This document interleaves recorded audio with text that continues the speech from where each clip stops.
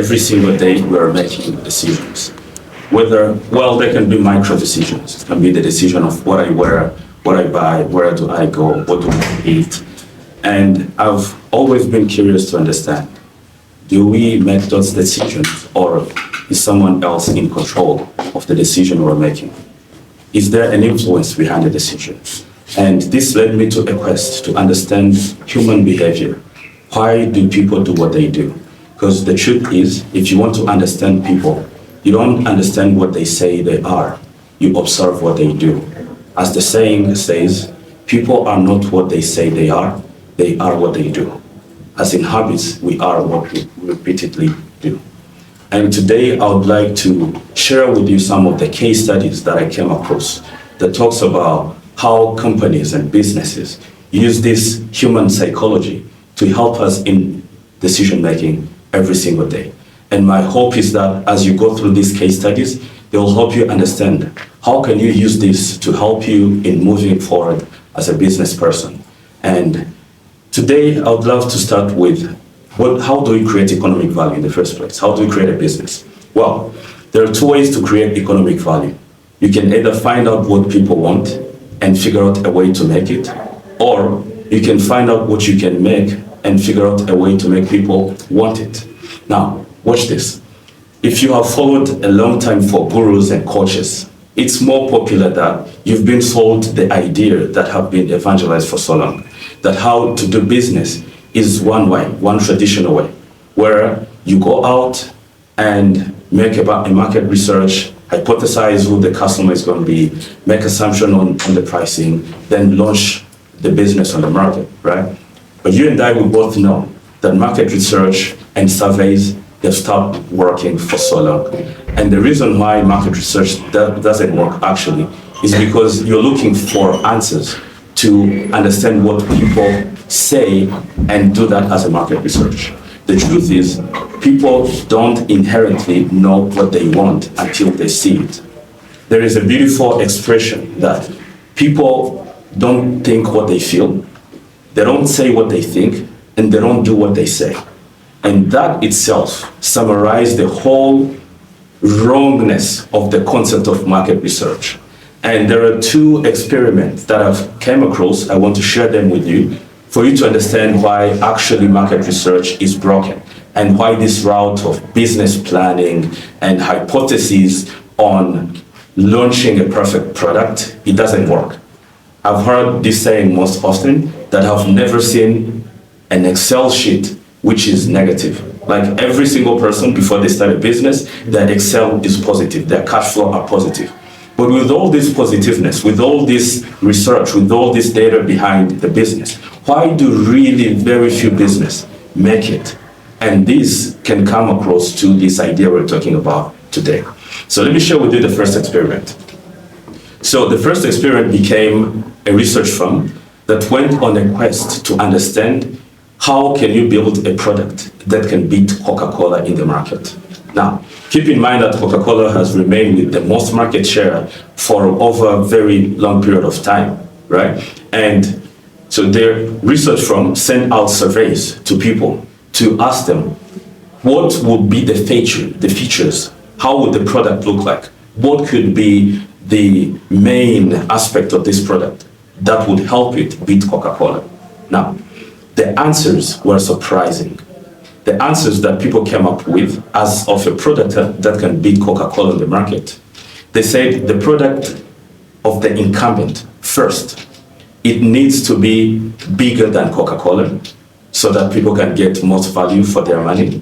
Second, it needs to taste sweeter than Coca-Cola.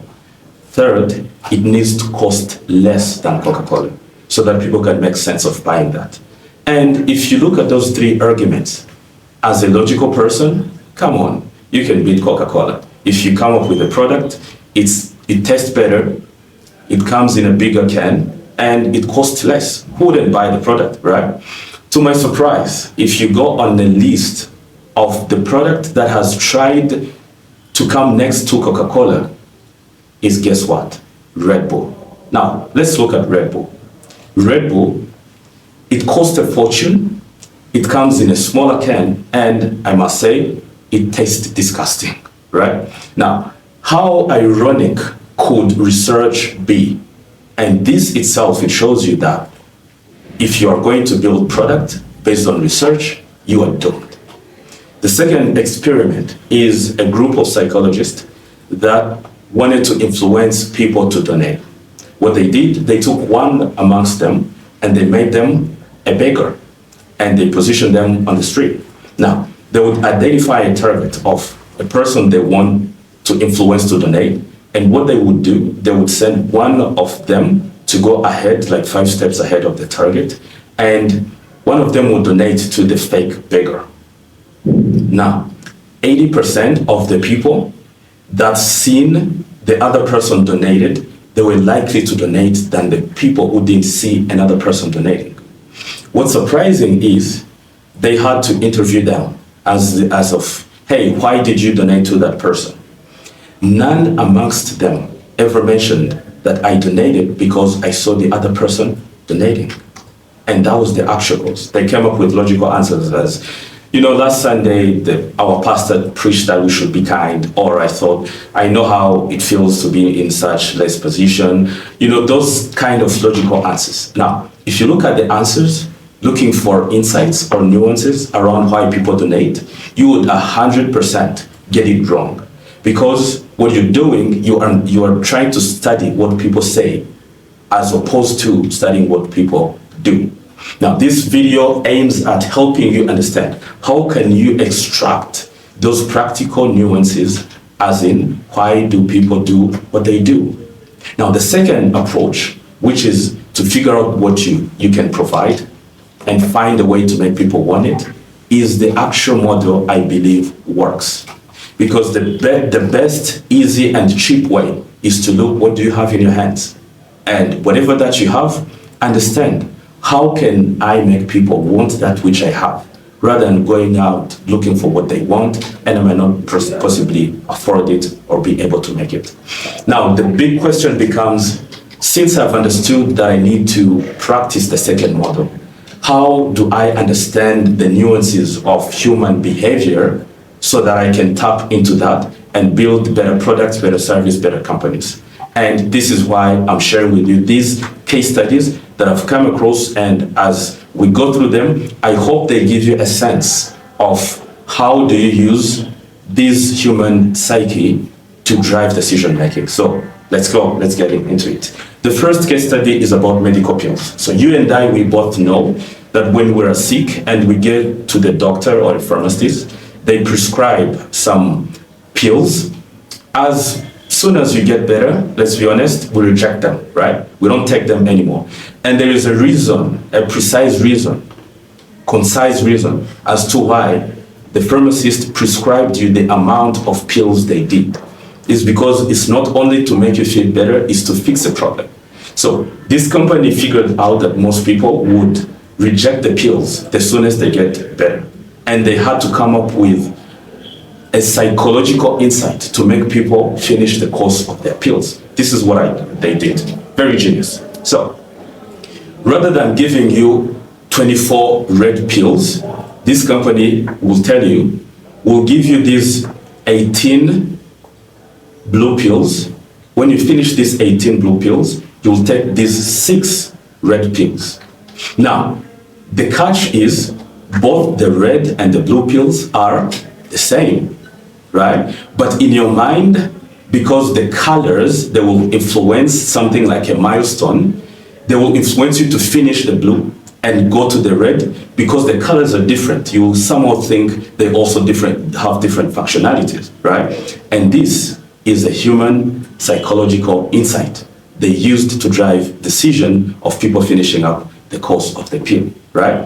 Let me give you the second one. So the second one is when elevators came, people started complaining, so they were some were too late to wake up, let's admit that, but they would use it as an excuse, like the lift takes too long to get to the office if I'm working in the 10th floor or something, and they use that as an excuse.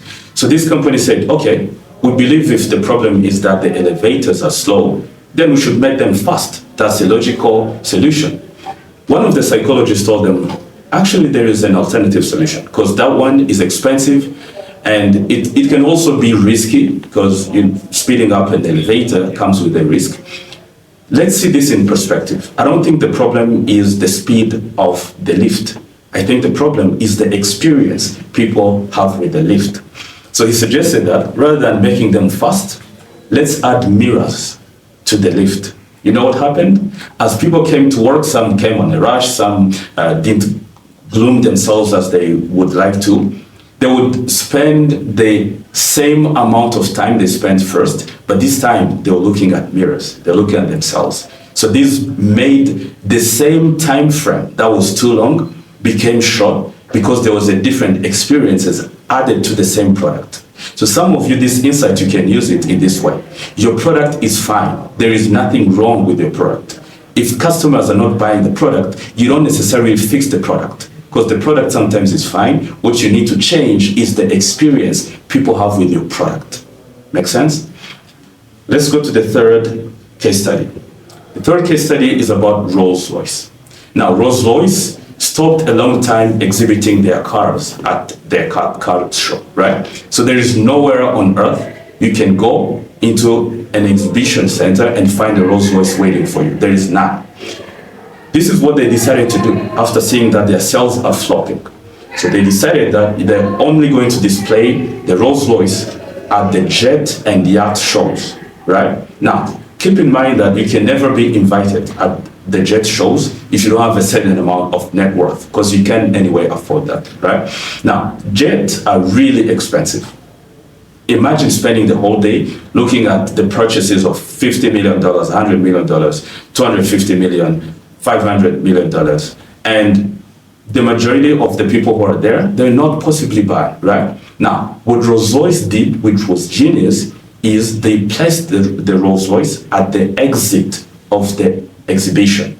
So when people were leaving after the whole day seeing the 400 millions, 250 millions, 50 millions, they look at the Rolls-Royce, which is 400,000 USD, and that looked like buying a candy, right? And they sold like crazy. You know, the person would go like, I didn't buy a jet, but let me have two of these, right?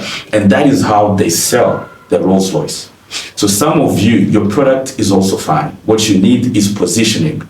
What you need is to understand where exactly are people in their buying situations and sell there.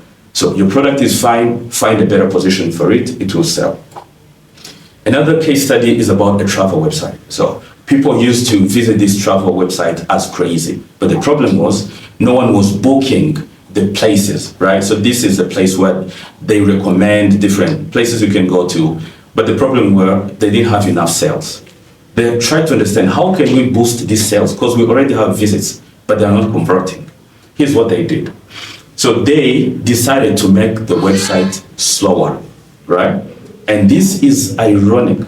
Now, in the first experience, you would search for maybe best coffee place in this city, and they would pop the results immediately.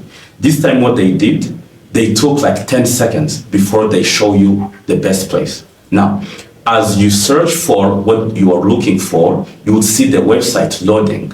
And they say, wait, as we look for the best place we can get for you.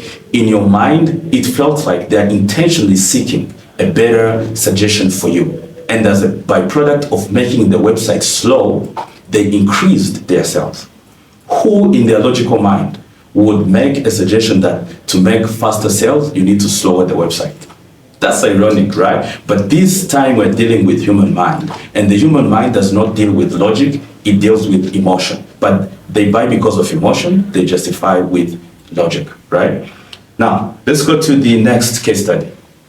If you have been in a luxurious restaurant, you know that some places will recommend you to turn off your phone, right? And this can sound insulting, like, why am I paying my money and you're telling me to switch off the phone? And this becomes a problem. But if you haven't met that problem, you need to work harder. You need to go in places where you need to switch your phone. Now, this company, this hotel specifically, turned the tables around. So this is what they did. Rather than forcing you to switch off the phone, they put a sign where it's visible at the entrance and the exit that says, as you leave the hotel, please remind to put yourself back on the line. Now, when you see that kind of sign, it doesn't sound commanding. It sounds as a reminder. And it suggests that there is a norm, that people who comes here, they normally switch off their phone. And probably you should do the same as well. And this is how they cracked this game of experience, right? Now, let me give you the other one, which is Uber. Before Uber came in place, people really struggled to book cabs and everything around, to move around. And, you know, let's be honest, cabs have been around for long. We had phone contacts for the drivers and everything. But the problem was one. The problem was we were not certain, as in when will the cab turn up. So when you call the driver, the time period between when you called them and when they showed up, it's a lot of anxiety. Are they here yet? Did they get another passenger? Are they lost? Is the traffic already hitting them? You don't know what's going on, right? And this drives you nuts. And Uber, what it did is to simply tell you, whenever you book a person, it gives you certainty, right? You can see them where they are. You can see the time period you're going to be waiting before they show up. And you can easily even make yourself a cup of coffee. And the best scenario is when they show up, it's like you try to time the showing up time of them and with your arrival, it makes you feel like a king or something, and it's a best experience. Now, if you combine all these case studies that I just shared with you, they all have one thing in common. They understand human behavior. They understand how to use psychological insights to drive decision making. And this is probably what you and I should be talking about and learning to implement in our lives. Now, human mind is complex because people want what other people want. People want what they can't have. People don't want what they want until they see it. It's a lot more complicated. But what we are very certain of is that when you understand how people make decisions, you can easily influence their decision. Now, as I close today's message, let me give you a framework to help you implement what we just learned in this video. Now, there is a framework that I use to understand how to build products that take off in the market. There are three things you should think about as you come up with this product. The first thing is the economic side of it. How do I get exchange of money for this product or service? That's first. What's the economic value of that? As in, let's take Uber as a case study. People will pay me for a ride. That's the economic value, right? The second becomes the technology. How do I help those that wish to pay me for the value I'm providing in a technological way? And if you look at any company that is successful today in the areas of tech, they took something that was already in existence, they added on the power of tech. Amazon took on the library concept, they added on the power of tech, right? Facebook took on the concept of social connection, they added on the power of tech. Uber took on their concept of taking a ride, they added on the power of tech. You can actually make more money if you can see what people already do and add a better way to do it with technology at scale. Make sense? And the last ingredient of this framework is the psychological insights. As in for Uber, the insight was people don't have a problem with waiting for a certain time as long as they're certain of that time period. So the problem was people not knowing how long they're going to be waiting. The problem was not waiting at all, right? And you can see through how from the Rolls-Royce case study, the travel website, the elevators, and many other case studies around we've just talked about, they all didn't change the circumstance, they changed the perception of the circumstance. And this is how you tap into human behavior. You don't have to change the situation, but when you change how people perceive the situation, you are likely to move forward ahead. I hope you've got as much as value as I intended for you to do. And I thank you for keeping up with this channel. Like, comment, subscribe, share with your friends, and let's go. Cheers.